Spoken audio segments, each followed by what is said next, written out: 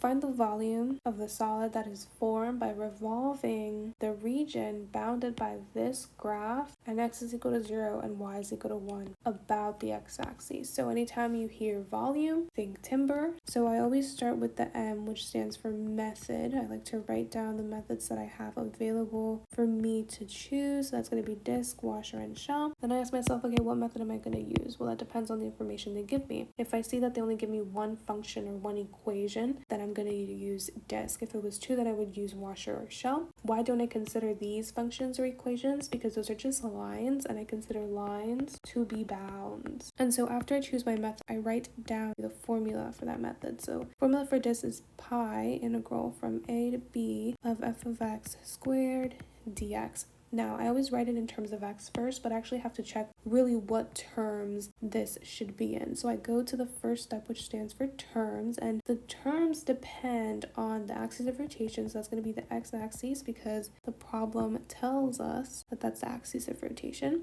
And also depends on the method that I am using. So I'm using disc, and disc and washer really are the same thing, but I'm using disc. So disc tells me the axis of rotation is the x-axis, then everything is going to be in terms of x, the same variable. If it was washer, same thing. If it was shell, it's the opposite. So if I see x, then it would be y. So then this tells me that the functions or the equations, the bounds slash the intervals, and the dx and the integral have to be in terms of x, meaning the variable has to be x. So I already have the dx here, so that is good, check. The functions have to be in terms of x, so the function is always going to be what they give me. It's in terms of x because the variable is literally x, so that's good already. And so then last thing I'm missing are the bounds. So remember, lines are equal to bounds, so the lines that they give you are going to be your bounds, but in this case, remember that you want them to be in terms of x, and you only have one that's in terms of x. You have x is equal to 0, and then they give you y is equal to 1,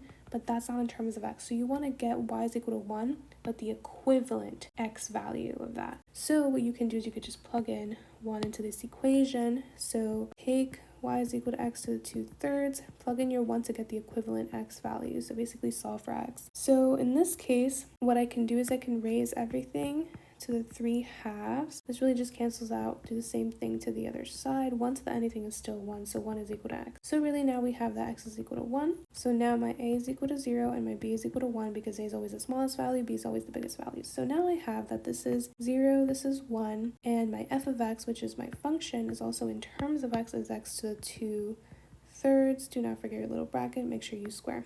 B, I skip when I'm doing disc because B stands for like bottom, top, right, left, and that really is just a step to tell you which function is which, and that only is useful when you have more than one function. You actually need to know which function is which, and that only happens when you have washer or shell. Then we're going to move on to evaluating this integral. If I go ahead and square this, that becomes 4/3, so pi 0 to 1 x to the 4/3 dx, and then I can integrate plus 1, so 4/3 plus 1, that's 3, 4 plus 3, 4, 5, 6, 7, 7/3. So that becomes x to the 7/3, and then you divide by 7/3 or multiply by its reciprocal. Same thing. I like to multiply by the reciprocal if it's a fraction. So that's 3/7, and I'm multiplying that entire thing by pi, and I'm evaluating that entire thing from 0 to 1. So then fundamental theorem of calculus states, take this, plug in 1, and then minus this and plug in 0. So that's going to be pi 3/7, 1 to the anything is just 1, so it's really just 3/7.